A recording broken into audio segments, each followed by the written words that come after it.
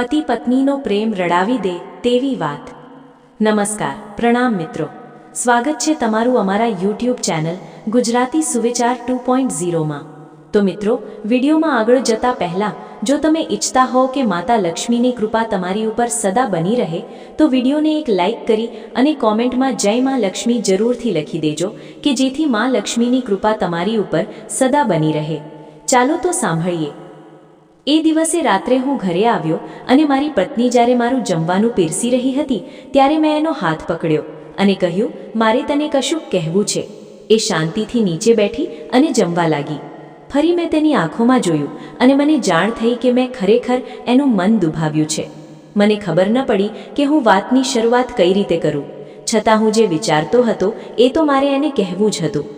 મેં સ્વસ્થ થઈને શાંતિથી મારી વાત શરૂ કરી અને કહ્યું કે મારે છૂટાછેડા જોઈએ છે।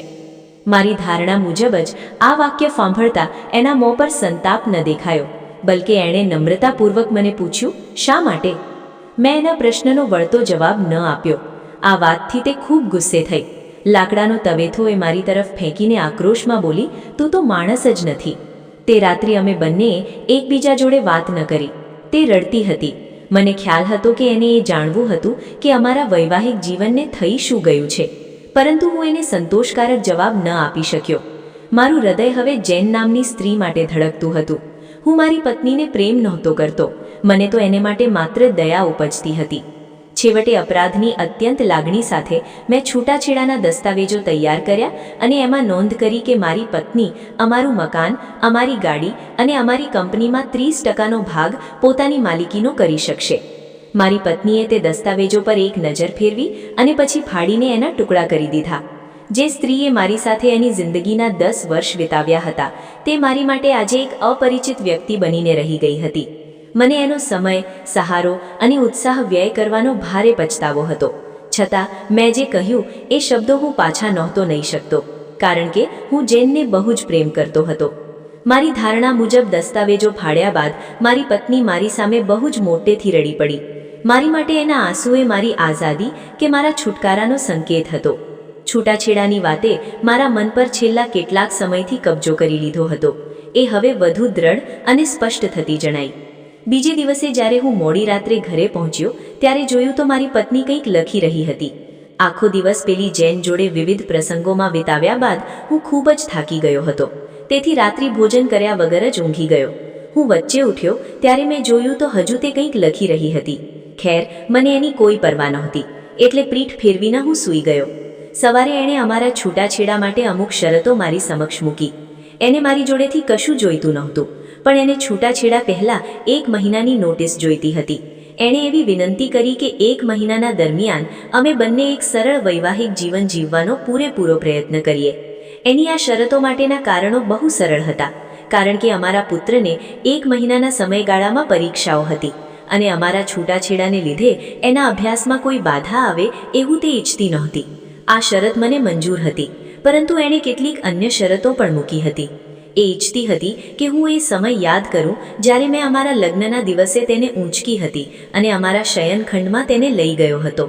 એણે એવી વિનંતી કરી કે હું તેને આ 1 મહિના દરમિયાન રોજ સવારે અમારા શયનખંડથી અમારા ઘરની મુખ્ય ઓરડીના દરવાજા સુધી ઊંચકીને લઈ જાઉં। શરત વાંચીને મને એમ થયું કે હવે આ ગાંડી બની ગઈ લાગે છે, પણ અમારા સાથે રહેવાના માત્ર છેલ્લા દિવસોને સહન કરી શકાય એવા બનાવવા ખાતર મેં તેની આ વિચિત્ર માંગ પણ સ્વીકારી લીધી। ખાનગીમાં મેં જેનને પત્નીના છૂટાછેડાની શરતો વિશે વાત કરી ત્યારે તે આ વાહિયાત વાતો સાંભળીને હસી પડી। તેણે ધિક્કારપૂર્વક કહ્યું, તારી પત્ની ભલે ગમે તે તર્ક અપનાવે, પરંતુ એણે આ છૂટાછેડાનો સામનો તો કરવો જ પડશે। મેં જ્યારથી અમારા છૂટાછેડા વિશે મારી પત્નીને સ્પષ્ટ વાત કરી ત્યારથી અમારા બંને વચ્ચે કોઈ જ શારીરિક સંબંધ નહોતો, તેથી શરત પ્રમાણે પ્રથમ દિવસે જ્યારે મેં તેને ઊંચકી ત્યારે અમને બંનેને બહુ અતડું લાગ્યું। અમારો દીકરો તો અમારી પાછળ તાળીઓ પાડતો ખુશીથી કહેતો હતો કે આજે ડેડીએ મમ્મીને એમના હાથોમાં ઊંચકી છે। એના આ શબ્દોથી મને વેદના થઈ। શયનખંડથી મુખ્ય ખંડ અને તે પછી દરવાજા સુધી એમ 10 મીટર કરતાં પણ થોડું વધારે અંતર મેં મારા હાથમાં લઈને કાપ્યું। એણે એની આંખો બંધ કરી અને મને એકદમ નમ્રતાપૂર્વક કહ્યું, આપણા પુત્રને આપણા છૂટાછેડા વિશે વાત ન કરતા। થોડા દુઃખ સાથે મેં હકારમાં માથું ધુણાવ્યું। મેં તેને દરવાજાની બહાર હાથમાંથી નીચે ઉતારી। તે કામ પર જવા બસની રાહ જોઈને ઊભી રહી અને હું કારમાં મારી ઓફિસે જવા રવાના થયો. એ પછી બીજે દિવસે તો અમે બહુ સહજતાથી વર્તી શકતા. તેણે મારી છાતી પર ટેકો લીધો. મને એના વસ્ત્રોમાંથી આવતી સુવાસનો અનુભવ થયો. મને એ સમજાયું કે આ સ્ત્રીને મેં છેલ્લા ઘણા સમયથી ધ્યાનથી જોઈ પણ નથી. મને એ પણ સમજાયું કે તે હવે યુવાન નથી રહી. એના મોં પર નાની કરચલીઓ છે અને એના વાળ પણ સફેદ થઈ રહ્યા છે. અમારા વૈવાહિક જીવને જાણે એના જોડેથી કર વસૂલવાનું શરૂ કર્યું હતું. એક ક્ષણ માટે તો હું વિસ્મયમાં મુકાઈ ગયો કે મેં આની જોડે શું કરી દીધું છે. ચોથા દિવસે જ્યારે મેં તેને ઉચકી ત્યારે અમે ફરી નિકટ થઈ રહ્યા હોઈએ એવું મને લાગ્યું. આ એ જ સ્ત્રી હતી જેણે એની જિંદગીના 10 અણમોલ વર્ષ મને સમર્પિત કર્યા હતા. પાંચમા અને છઠ્ઠા દિવસે મને અહેસાસ થયો કે અમારી નિકટતા વધી રહી હતી. મેં જેનને આ વાતની જાણ ન કરી. જેમ જેમ મહિનો વીતતો ગયો તેમ તેમ એને ઉચકવું મારે માટે સહેલું થતું ગયું. કદાચ આ રોજની કસરત મને મજબૂત બનાવી રહી હતી. એક સવારે તે અમુક વસ્ત્ર પસંદ કરી રહી હતી. તેણે અમુક પહેરીને માપી જોયા, પરંતુ બરાબર ફિટ બેસે તેવા એકેય કપડાં નહોતા. નિશ્વાસ નાખતા તે બોલી, મારા બધા વસ્ત્ર માપ કરતાં મોટા થઈ ગયા છે. ત્યારે અચાનક મને અહેસાસ થયો કે તે કેટલી બધી પાતળી થઈ ગઈ છે. કદાચ એટલે જ હું એને સહેલાઈથી ઉચકી શકતો હતો. મનોમન મને થયું કે અરે રે, એણે પોતાના દિલની અંદર કેટલી કડવાશ અને દર્દ છુપાવી રાખ્યા હશે. હું એની નજીક ગયો અને તેના મસ્તકનો સ્પર્શ કર્યો. બરાબર તે જ સમયે દીકરો અંદર આવ્યો અને કહ્યું, ડેડ, મમ્મીને ઉચકીને બહાર લઈ જવાનો સમય થઈ ગયો છે. એની માટે તો એના ડેડી રોજ એની મમ્મીને ઉચકીને બહાર લઈ જાય એ એની જિંદગીનો જાણે એક અનિવાર્ય ભાગ બની ગયો હતો. મારી પત્નીએ દીકરાને ઈશારાથી નજીક બોલાવ્યો અને તેને હૃદય સરસો ચાંપી લીધો. મેં મારું મોં બીજી તરફ ફેરવી લીધું, કારણ કે મને ભય હતો કે ક્યાંક છેલ્લી ઘડીએ હું મારું મન ન બદલી દઉં. પછી મેં તેને રાબેતા મુજબ મારા હાથોમાં ઉચકી અને શયનખંડથી મુખ્ય ખંડ અને તે પછી મુખ્ય ખંડના દરવાજા સુધી તેને લઈ ગયો. એના હાથ મારા ગળા ફરતે એકદમ નાજુક રીતે વીંટળાયેલા હતા. મેં એનું શરીર એકદમ સજ્જડ રીતે પકડી રાખ્યું હતું, બરાબર એ જ રીતે જે રીતે અમારા લગ્નના દિવસે પકડ્યું હતું. પરંતુ એના આટલા ઓછા વજનથી મને દુઃખ થતું હતું. મને થતું હતું કે શું કામે જીવ બાળતી હશે. છેલ્લે દિવસે જ્યારે મેં તેને મારા હાથમાં ઉચકી ત્યારે હું એક કદમ પણ આગળ ન વધી શક્યો. દીકરો એ સમયે નિશાળે ગયો હતો. મેં તેને એકદમ સજ્જડ રીતે પકડીને કહ્યું, મને એવી ખબર પડી ગઈ છે કે આપણી જિંદગીમાં નિકટતાનો અભાવ હતો. તે પછી હું કાર લઈને ઓફિસે ગયો. કારને લોક ન કરતા તેમાંથી ઝડપથી કૂદકો માર્યો, કારણ કે મને એ ભય હતો કે કોઈ પણ પ્રકારનો વિલંબ મારો વિચાર બદલી દેશે. હું સીડીઓ ચડીને ઉપર ગયો. જેને દરવાજો ઉઘાડ્યો અને મેં તેને કહ્યું, સોરી જેન, મારે હવે છૂટાછેડા નથી જોઈતા. તેણે મારી સામે આશ્ચર્યપૂર્વક જોયું અને પછી મારા કપાળ પર હાથ ફેરવ્યો. તને તાવ તો નથી આવ્યો ને? મેં એનો હાથ મારા કપાળ પરથી હટાવ્યો. સોરી જેન, મારે છૂટાછેડા નહીં લઉં. ખાસ કરીને મારું વૈવાહિક જીવન એટલે નીરસ હતું કારણ કે અમે અમારી જિંદગીના મૂલ્યોની કિંમત સમજતા નહોતા. હકીકતમાં એવું નથી કે અમે એકબીજાને પ્રેમ નહોતા કરતા.